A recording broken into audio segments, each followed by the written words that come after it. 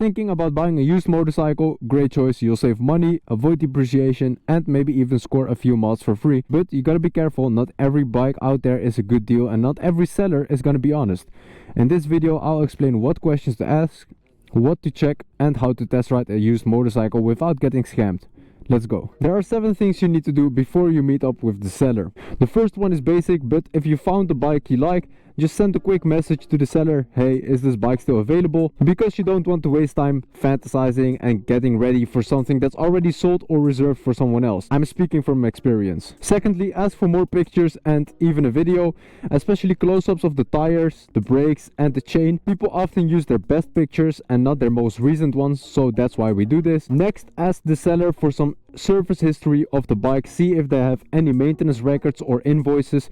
This helps you understand how the bike has been treated. I bought this bike without any dealership maintenance records or anything like that, but the guy was a mechanic himself, so he knew his stuff and I trusted him. Also ask for any modifications they've done to the bike and if they still have the original parts. Also useful is checking the market for similar bikes. Look up prices for similar models, mileage, build year and condition, so you make sure that this bike or your bike is fairly priced. This also gives you a better understanding of what's normal and what's a bit too good to be true. Now it's time to set up a meetup. Decide on the location, date, time, and also let the seller know you want to test ride the motorcycle and that they are okay with you doing that. They'll most likely ask you for a driver's license and they will hold you accountable for any damages you cause. Some sellers don't really do test rides unless you give them cash, so be aware of that. Next, tell them not to warm the bike up before you arrive because you want to hear how the bike starts cold, so you know if the bike has any starting issues. And when you get there, literally just touch the engine to double check. Always bring someone with you. It doesn't really matter if they know something about bikes or not. You're probably gonna be very excited and nervous, so it helps to have a second pair of eyes and they might notice something you don't. And here are 3 things not to do when buying a motorcycle. Don't rush into the deal. The best advice for negotiating is being ready to walk away. Take your time and don't feel pressure to buy the bike right away, especially if it doesn't feel right. Don't skip the research. You need to know how much that particular bike sells for, the usual maintenance intervals and common issues the bike might have. Don't skip on the test ride. A motorcycle might look great, but the real test is how it feels when you're riding it. Even if everything is mechanically perfect, it might not even be a bike that fits your riding style or size. Let's talk about what to say when you're face to face with the seller. Why are you selling it? It's a great icebreaker and it tells you if someone is just upgrading, downgrading or not riding anymore. That's all great, but if they're vague about it, be careful. Second question, how long have you owned the bike? The longer they've owned the bike, the more likely they've kept up with the maintenance, so this is a good thing. How much do you ride? If the bike is sitting for a long time, that can cause issues. Old fuel, a flat spot in the tires or a dead battery, it's all gonna be stuff you have to fix. How many owners has it had? Fewer owners usually means better maintenance because everyone handles and maintains a bike differently. Some wheelie it and some barely ride it even when the sun is out. When was the last maintenance? You want to know if the bike has been taken care of. Oil changes, the chain, brakes, valve checks, these all matter and can be very costly to do. The more recent, the better. Do you have any service records? Because if they do, amazing, but if not, ask them about the maintenance, ask them what they did, what oil they use. Just test their knowledge. If they say, trust me bro, that's just not good enough. Ask about any modifications. Modifications aren't necessarily a bad thing, but if they have the original parts, that's a lot better. Things like AliExpress levers or a fake Akrapovic exhaust from eBay, not too great. What needs to be fixed soon? Be blunt, ask them what's next for maintenance. If they say everything is perfect, they're probably lying. There is at least something that needs to be done soon and they should just come out and tell you. I need to do the valve soon, and after this riding season I would also change up the front tire, but unless the buyer is gonna ask me this, I'm not gonna necessarily bring this up. Alright, you've got the answers to your questions. It's time to inspect the motorcycle. We're gonna be a little technical, so stay with me now. Let's start with checking the chain. If it's rusty or if it has kinks, that's a sign of poor maintenance. Chains are super easy to take care of, just clean and lube them regularly. You also have these indicators and these are used to check if both sides are aligned, but you can also see how much life there is left in the chain. If you can still tighten it, that's better.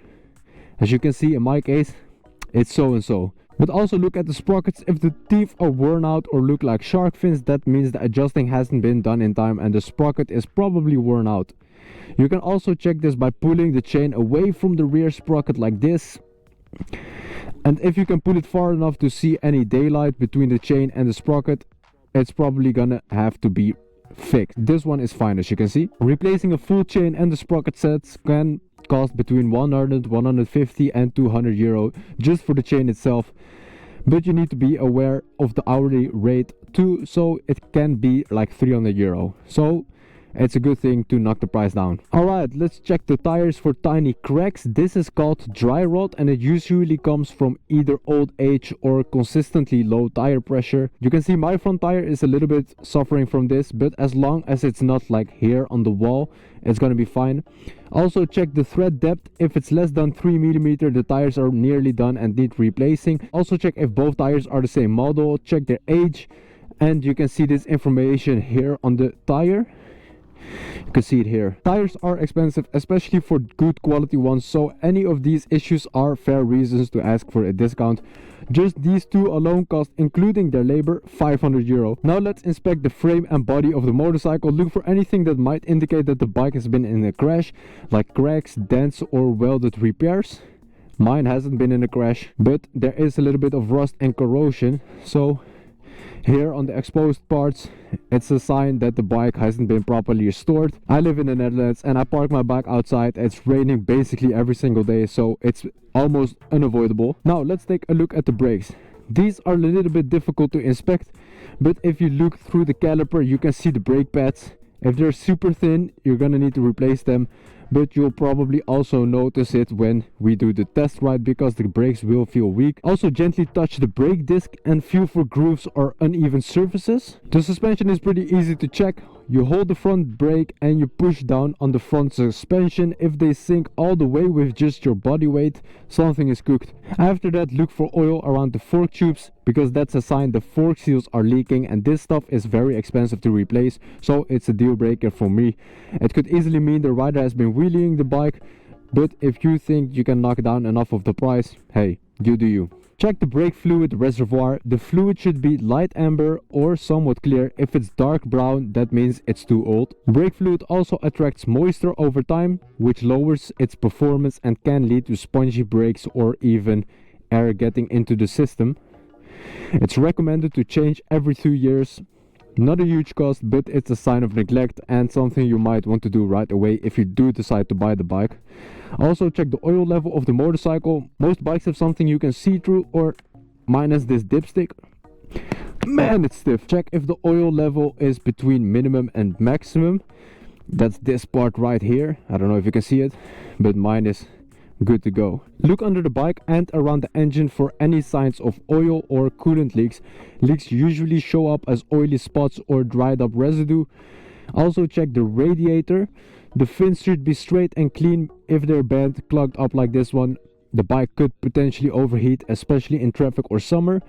Mine aren't looking too good, to be honest, and that's why I should have bought a radiator guard, but whatever. Alright, turn on the bike, check the headlight, tail light, brake light, everything. Also test the horn. These might seem like small things, but replacing a headlight bulb is pretty annoying, or other electrical issues are gonna be a pain and very expensive. Once the bike is started, make sure all warning lights turn off. It's time for a test ride. If you have made it this far, you should be ready to buy, because some sellers ask for cash in hand to take a ride, but I think most people are also fine with a driver's license, and it also helps to bring your friend along so they can talk to the seller while you're riding. And if you disappear, they'll probably go and torture your friend for your location or something. Okay, let's get serious. The moment you're on the bike, pay attention to how it feels. Is it comfortable? Does everything work smoothly? Can you reach everything? If something feels off, don't ignore it. Trust your gut feeling. Also, if you ride a bike with any technology, just take your time, take a moment and go through all the settings. After you've got a feel for the bike, check how it starts. It should fire up with no hesitation at all, especially when cold. A rough start can mean battery starting issues or engine issues. Once the engine is on, try to listen to the rhythm of the engine. When it's starting up, it'll sound a little bit different compared to when it's completely warm, so keep that in mind. Let's start riding, and take it slow at first. It's not your motorcycle, so you should be a little extra careful, obviously. I'd recommend to feel out the clutch and the brakes before you really hit the road, and put the kickstand down before you start. So slowly test out the clutch, the brakes, front is working, rear is working.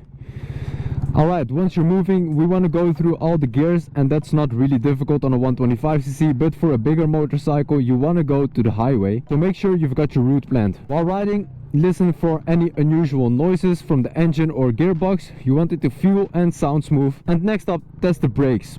Hard, just the front and rear brakes separately. No weird noises or spongy feelings. If you're really confident, you can go and grab a full bit of brakes and try to test out the ABS, but I wouldn't recommend that. Also check out the suspension, look if you can find any bumps, and while riding make sure the bike rides straight. So let go of the handlebars for a little bit, and this way you know if everything is aligned well. After the ride, let the bike idle for a little bit and listen to any ticking noises, knocking noises, or weird mechanical sounds. It could be nothing, but it could also be the start of something very expensive. If everything checks out and feels right, hey, congratulations. I'd recommend just pulling the trigger, because at the end of the day you'll never know if you've got a lemon in front of you or not. A lemon is like a bike with a lot of problems. Everything could look, feel and sound perfect, but next thing you know, something breaks. I've had to deal with that myself when I bought the bike. In just 2 days my dashboard failed and it went blank, just like this. Seller didn't know anything about it, so I just got unlucky. It happens. If you've come this far, consider liking and subscribing. If I forgot to mention anything, leave a comment so others might see it, and I'll see you guys in the next one. Good luck with purchasing.